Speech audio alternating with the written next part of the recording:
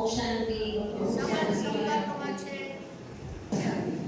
આજના દિવસે આપ સર્વને બધી જ બહેનો વતી બાબા દાદીઓ વ્યક્તમૂળ દાદીઓ બધા તરફથી હેપી ન્યૂ યર, નવી મુબારક. સાથે સાથે સાલ મુબારક, રામ રામ.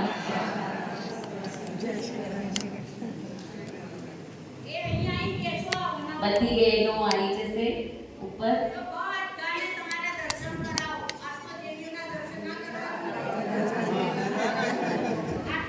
યોગીની બેન, મીણાબેન, માગીબેન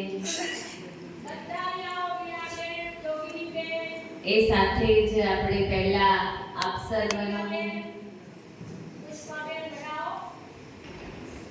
નવયુગના દિવસે, નવા વર્ષના દિવસે આપણે ખુશીને કહીશ, આમંત્રિત કરીશ કે આવીને આપ સર્વને ડાન્સ દ્વારા, એના દિલના ભાવ દ્વારા બહેનોનું અને આપ સૌનું તેમજ બાપ દાદાનું દાદીઓનું હેપી ન્યૂ યર કરશે.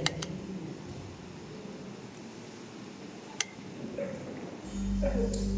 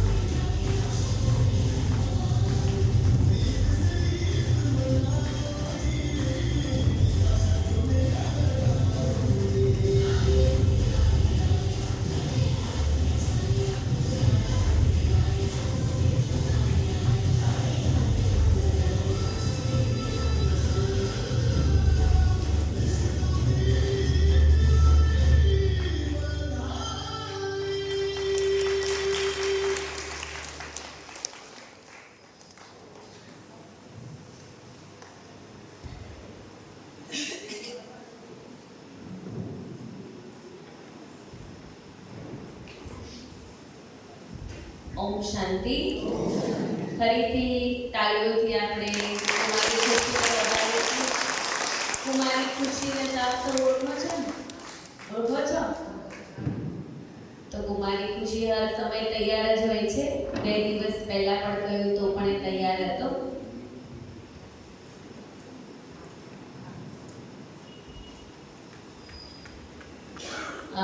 બેનને કેશભાઈના પરિવારમાંથી કિશનને ઓળખો. કિશન સ્ટેજ ઉપર આવશે.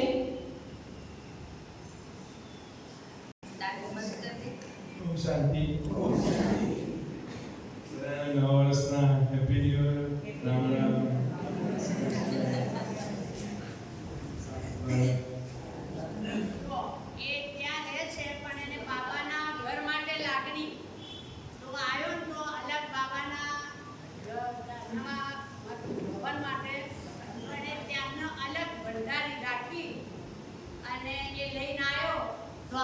સાથે એને પછી અહીંયા એ સહયોગ આપ્યો. એટલે બાબા પણ એને ગમે છે અને એનું કે એના પપ્પાને કે તમે તમારું કરો, હું મારું કરું. હું બાબા માટે કે હું કરીશ એમ. બંસી પણ એમની દીકરી પણ આવી છે, એમનો ભાણો છે નાનો 3 મહિનાનો. એટલે અત્યારે જેમ બધા ઘણા બધા આવ્યા છે. પછી ભરતભાઈના દીકરો છે, છોકરા દીકરાઓમાંથી. ઓમ શાંતિ. હવે બાબાને કાર્ડ બનાવ્યું હતું, સિમ્પલ જ બનાવ્યું છે. તે card વાંચીશ. Dear Bapdada and divine family, happy new year, નવયુગ મુબારક. નવ વર્ષ માત્ર કેલેન્ડરનો ફેરફાર નહીં, પરંતુ ચેતનાનું નવું ઉદય બને એવી શુભકામના આપ સર્વને. લખ્યું છે બાબા માટે પણ આપ સર્વ માટેની ભાવનાઓથી લખ્યું છે. જૂના દુઃખ, ભ્રમ, રાગ અને દ્વેષને પાછળ મૂકી શાંતિ, પવિત્રતા અને પ્રેમના પ્રકાશમાં આગળ વધો. દરેક વિચાર આપનો દિવ્ય બને, દરેક શબ્દ આપના સૌમ્ય બને અને દરેક કર્મ ઈશ્વર પ્રેરિત બને. એ જ ઈચ્છા સાથે જ હૃદયનો પ્રેમ અને કર્તવ્યમાં સેવા સાથે વ્યર્થ સંકલ્પોમાંથી મુક્ત બની શ્રેષ્ઠ સંકલ્પોનું ખાતું જમા કરી નવા વર્ષની વૃદ્ધિ કરીશું. શું સંકલ્પ બાબાએ અપાવ્યો? બેને પણ ગઈ વ્યક્ત મોરલીમાં કહ્યું હતું ને, વ્યર્થ સંકલ્પોમાંથી મુક્તિ. કારણ કે ઘણીવાર બાબા આપણને મોરલીમાં સંભળાવે છે બ્રાહ્મણોની સૌથી મોટી સજા કઈ છે? વ્યર્થ સંકલ્પ. તેમાંથી મુક્ત બની નવા વર્ષની વૃદ્ધિ કરીએ.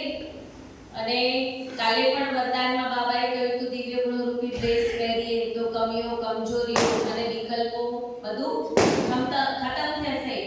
તો એના માટે મેરા બાબા મીઠા બાબા, પ્યારા બાબા શબ્દોથી દિલનું ડેકોરેશન કરી સર્વ ઉપર દેવી શુભ ભાવના અને શુભકામનાની ફૂલઝડી વરસાવીએ.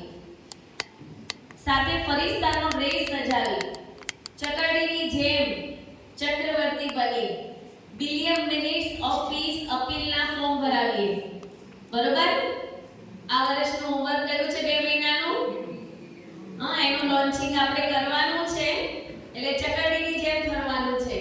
અને વિશ્વ કલ્યાણના નિમિત્ત આપણે શાંતિ જે નીચે રંગોળી પણ એના ગોલ માટે જ પૂરી છે. બિલિયન મિનિટ્સ ઓફ પીસની અપીલ માટેની, જેનો પ્રોગ્રામ પણ સમાપનનું 21 ડિસેમ્બરે છે. ગુજરાતની ડાયમંડ જુબલી હીરક જયંતિ ડાયમંડ જુબલીનું પણ એનો પૂર્ણાહુતિ સમારોહ એ દિવસે છે. તો આપણે સર્વ 2 મહિના માટે શું કરીશું? લોન્ચિંગ કર્યા પછી ઘેર ઘેર આપણા પરિવારને મહેલાઓમાં, સ્કૂલોમાં, કંપનીઓમાં જઈ અને ફોર્મ ભરાવાના છે.